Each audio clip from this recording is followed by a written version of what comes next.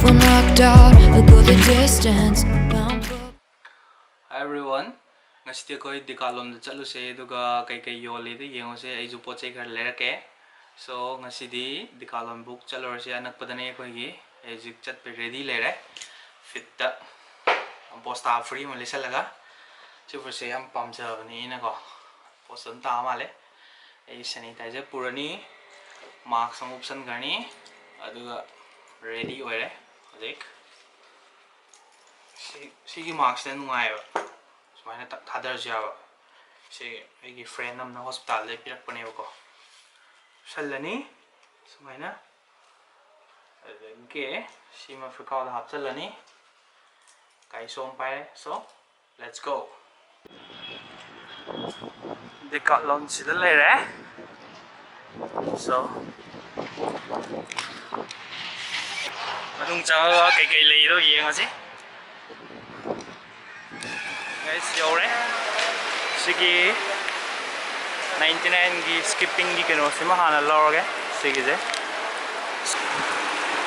gym gi gloves kai sai da fadana dam phangmane ade yam tang da bane ba ko biking gi jodam yon mane sta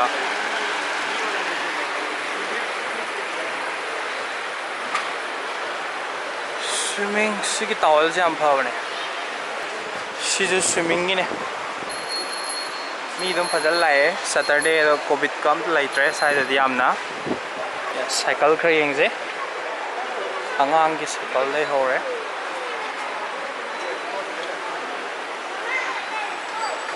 starting je 4999 lai ko sig joi do male sule red machu ki price 7499 Matak Kizna 7499 Silerego Sidum Faze Tito my price Silerego Stilere Makal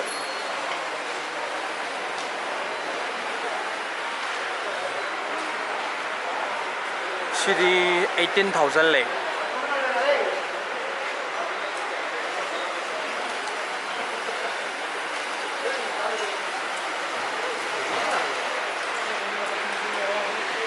aduga guys shoes tane ko sigi je quite cheapest ne ba yam nuai bani sigi shoes se hadi ai jama senei ba se am running ge fitness ki am nuai bani gym daga jodum senei abne ai moja je ko sidagi am senei ba sidagi ata lawai ba sina kai gino running gi sona kan da le to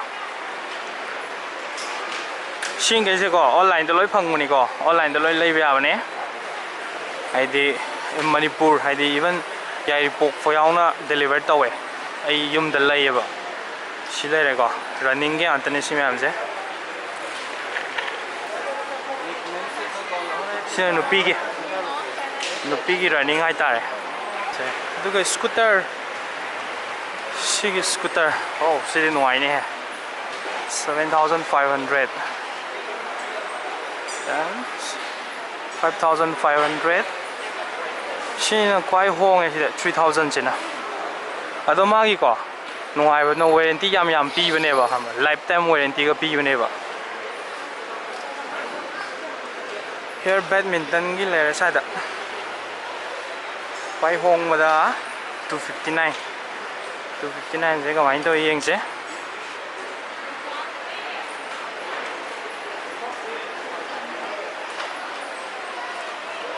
$259 was a Magi BR 100 Ulega. I na lagi but do racket to Sijoin. I assume you she does Hana Bagam Malay Boko, she racket. She gets a money, Machu's money. She ain't live though. In some ma'am the she Decathlon Jake, know the can get over. Later.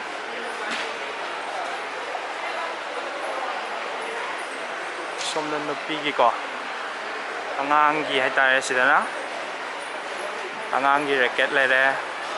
The tennis kid just a tennis kid go. Tennis section the way them as an uneva. Angang Togaizo. My Tori.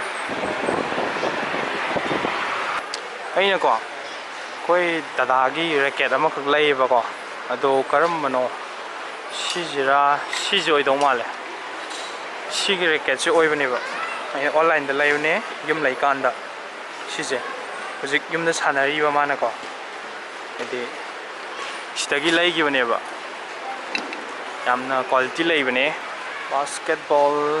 basketball is only 300 rupees ꯑꯇꯣꯞꯄꯁꯦ 600 700 800 900 ꯂꯩꯔꯦ ꯃꯤ ꯌꯥꯝ ꯂꯥꯛꯑꯦ ꯉꯁꯤ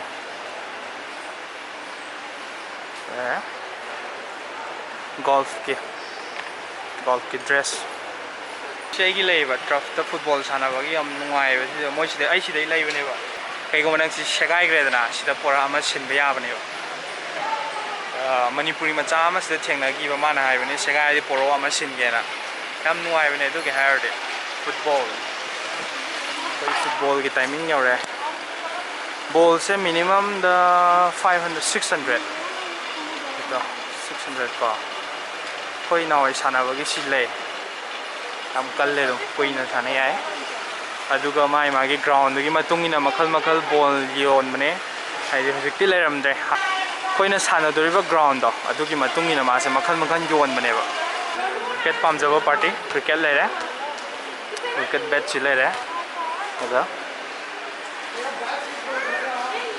시기 ꯀꯩꯅꯣꯁꯤꯗ ꯌꯣꯜꯂꯤꯁꯤꯗꯤ ꯑꯩꯈꯣꯏꯒꯤ sports ꯉꯥꯛꯇꯅꯦ ꯗꯤꯀꯥꯂꯣꯟꯗ ꯆꯪꯉꯣ ꯒꯨꯒꯜꯗ ꯊꯤꯔꯒ ꯑꯗꯨꯒ ꯂꯣꯏ ꯃꯅꯤꯄꯨꯔ ꯌꯧꯕꯅꯦ ꯁꯤꯗꯒꯤ ꯂꯩꯊꯔꯣ ꯑꯗꯒꯤ ꯑꯇꯣꯞꯄꯁꯦ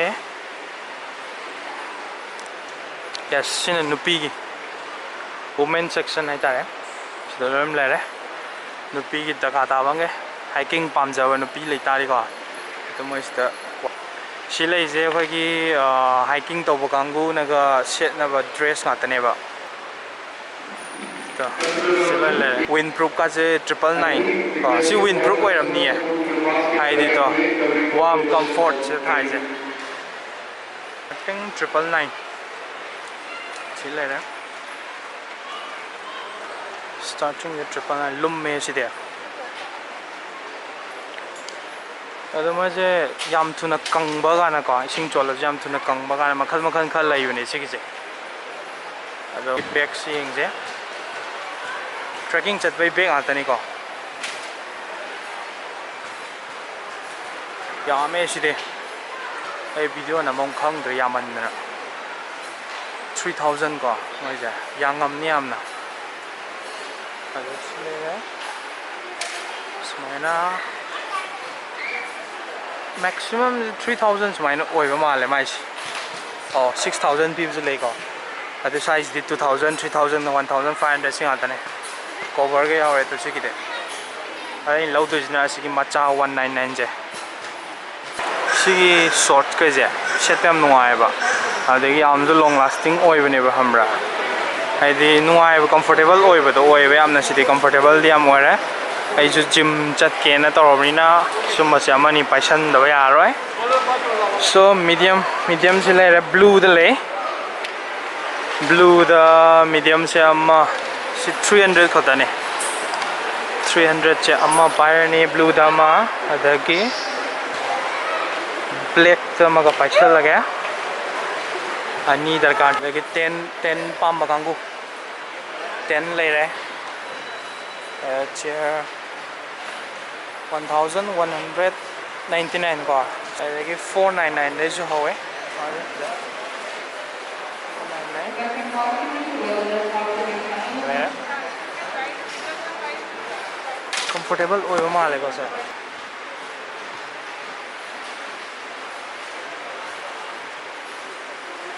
ꯑꯥꯔꯝ ꯆꯤꯌꯔꯁꯨ ꯌꯥꯎꯋꯦ ꯁꯤ ꯅꯨꯡꯉꯥꯏꯅꯤ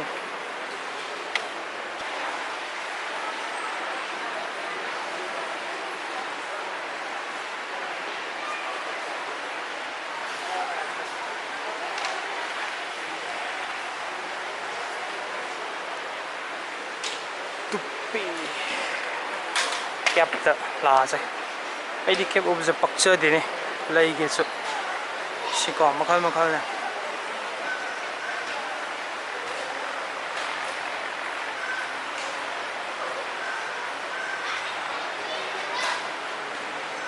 ꯃꯌꯥꯝ ꯄꯥꯝꯕ ꯑꯗꯨꯝ ꯌꯥꯎꯅꯔꯕꯅꯤ ꯁꯤꯀꯣ ꯍꯥꯏꯗꯤ ꯐꯝꯐꯝ ꯈꯣꯠꯐꯝ ꯃꯥꯒꯤ ꯕ꯭ꯔꯁꯗ ꯃꯅꯨꯡꯒꯁꯦꯀꯣ only 3,000 ꯈꯛꯇꯅꯦ ꯁꯤꯁꯦꯀꯣ ꯃꯅꯨꯡꯗ ꯁꯤꯇꯣ ꯌꯥꯝ ꯀꯝꯐꯣꯔꯇꯦꯕꯜ ꯑꯣꯏꯅꯤ ꯇ꯭ꯔꯦꯛꯀꯤꯡ ꯆꯠꯄꯒꯤ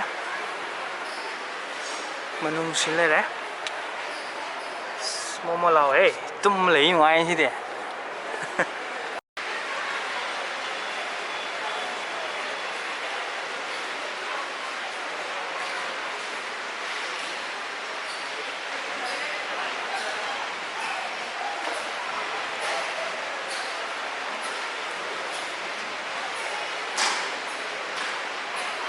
이들에게 그런 뽕바 2,000개.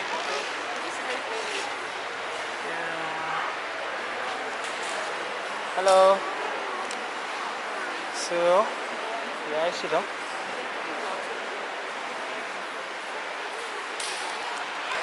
Loire, ada shopping loire enter hai. Ida loire le re, pam loire le ro. Online dagi cycle moi assemble tawuse tawriko ade sida gym gi maning gi gym gi atane gym gi equipment atane side so lore building bag ya laga lai so guys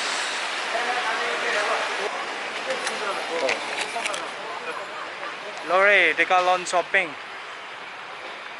football sanabaga amta lakre ngangai ade ahun ge ju sanai bego sida koi even ai buk sanar me basida la kamara ado kam sandre hojikte covid lebage ni meyam adum lai pochai leiba ai ju daga da ba khal leisal yam leibdi ade paisa leite leinaba sikle khiwa hai mi dum thachal ase silare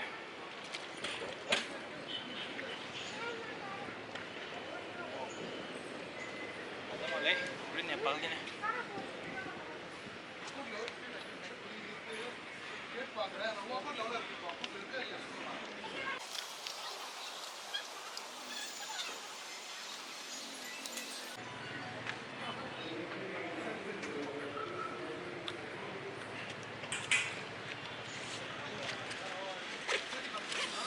This yum the chalaje to go iru the thoga mongatang rest hours video se nuai vitari ma'am like the share tawiramo aduga Decathlon online dagi poche pam yawdim levio aduga ma'am na ai ge soiba yawdo comment ta da biramo so let's go bye bye